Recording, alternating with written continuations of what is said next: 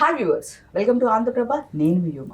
So ఈరోజు మనతో పాటు ఉన్నారు cult classic director Sai Rajesh garu. Baby movie అనగానే ఇది చాలా మంది కాపీడ్, వేరే స్టోరీ తీసుకొచ్చి చేశారు అనేది చాలా విన్నాము. అంటే దాని మీద చాలా ఇవి వచ్చినాయి.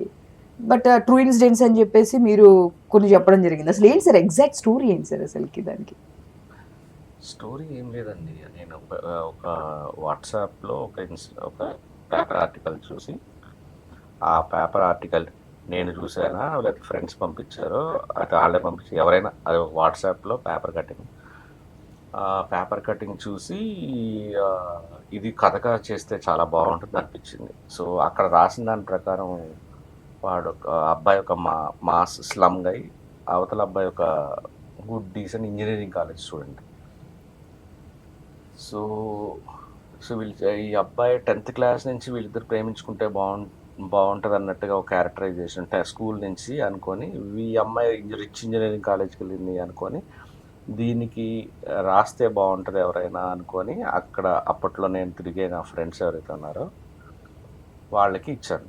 ఇచ్చి ఆఫీస్లో ఒక స్పేస్ ఇచ్చాను. ఇచ్చిన తర్వాత వాళ్ళు రాశారు. అస్సలు నచ్చలేదు నాకు, అస్సలు ఎక్కలేదు. అది ఒక సీన్ కూడా పనికిరాదు అనిపించింది. సో నేను ఇంకా చేయను అని చెప్పేశాను. But it's real life incident, సేలంలో జరిగిన కథ.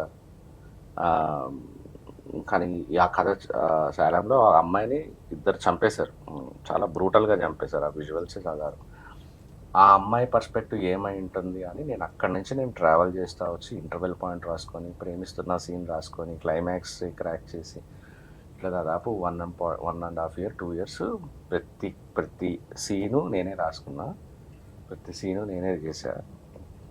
సో వాళ్ళు ఏమనుకున్నారంటే ఆ పేపర్ కటింగ్ తెచ్చింది మేమే కదా. ఆ తర్వాత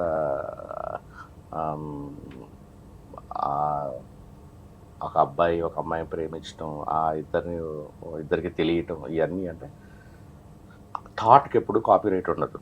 రెండోది రియల్ లైఫ్ ఇన్సిడెంట్కి కాపీరైట్ ఉండదు. సో ఇప్పుడు నువ్వు ఏదన్నా జరిగితే ఒక పేదింటి అమ్మాయి ఒక పేదింటి అబ్బాయి ప్రేమించుకున్నారు, రిచ్ ఫెలో అంటే అది రంగీలా అవ్వచ్చు, సీతామహాలక్ష్మి అవ్వచ్చు, సితార అవ్వచ్చు, ఇలా 100 సినిమాలు కనెక్ట్ అవుతాయి. నువ్వు సహజన్ అవ్వచ్చు. వీటినన్నిటినీ నువ్వు నాదే నాదే నాదే నాదే అంటే జరగదు పని. And it's like real life అని నేను చెప్పాను, అవతల వాళ్ళు సినిమాలు వేసుకున్నారు. సో పోలీస్ ఒక కమిటీని వేసింది ఇండస్ట్రీలో, తెలంగాణ ఛాంబర్స్, ఈ chamber, writers association, producer council నుంచి అందరినీ వేసి సినిమా చూపించారు. ఆ సినిమాకి అసలు సంబంధమే లేదు అనేది తర్వాత ఇంకా ఫాల్స్ కేసుగా కోర్టుకి సబ్మిట్ చేశారు పోలీసు వాళ్ళు. బట్ ఇట్లా కూడా జరుగుతుందా సార్? బేబీ కింద స్టోరీ ఉందని మాకు తెలియదు. పైగా రిలీజ్ అయిన సంవత్సరంకి పెట్టారు. రిలీజ్ ముందైతే పర్లేదు, అది ఆల్రెడీ రిలీజ్ అయిపోయి ఆహాలో 1 year అయిన తర్వాత. ఓకే. బట్ కానీ ఫస్ట్ టైం నాకు గుర్తున్నంత వరకు 100 crores కొట్టిన మూవీ బేబీ. మీ దీంట్లో మీరు తీసిన మూవీస్లో ఫస్ట్ 100 crores కొట్టిన మూవీ అంటే బేబీ. సో ఫస్ట్ టైం అసలుకి చిరంజీవి గారు రావడం, సో రియాక్షన్ ఏంటి సార్?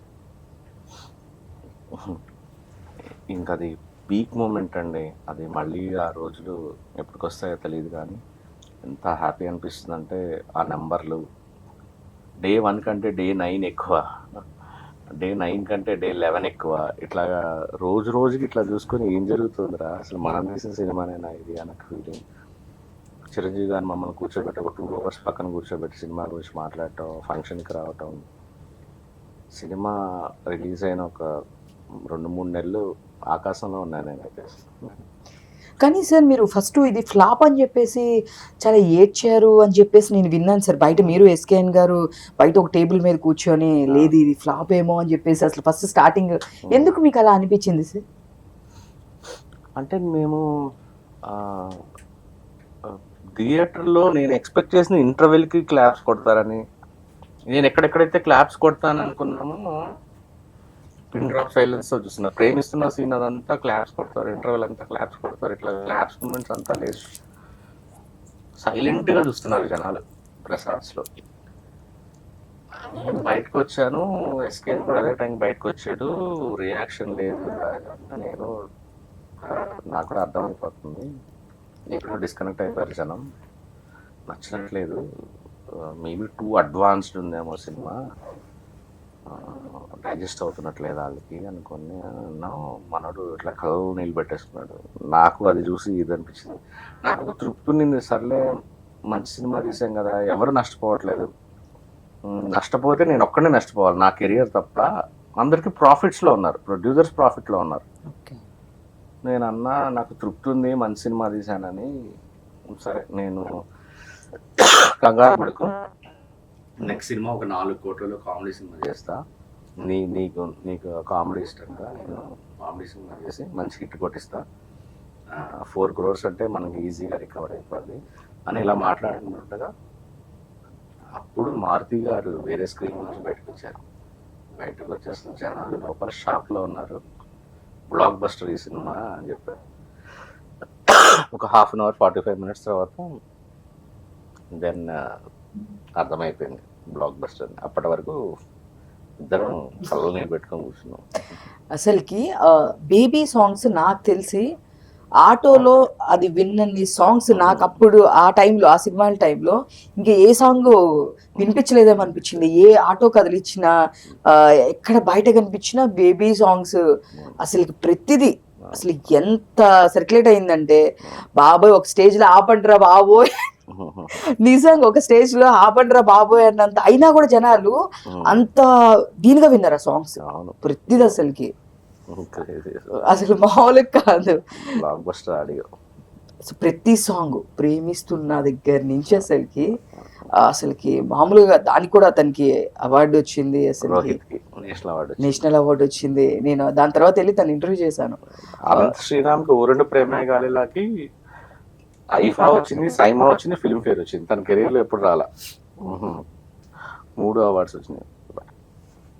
శ్రీరామచంద్రకి ఫిల్మ్ ఫేర్ వచ్చింది.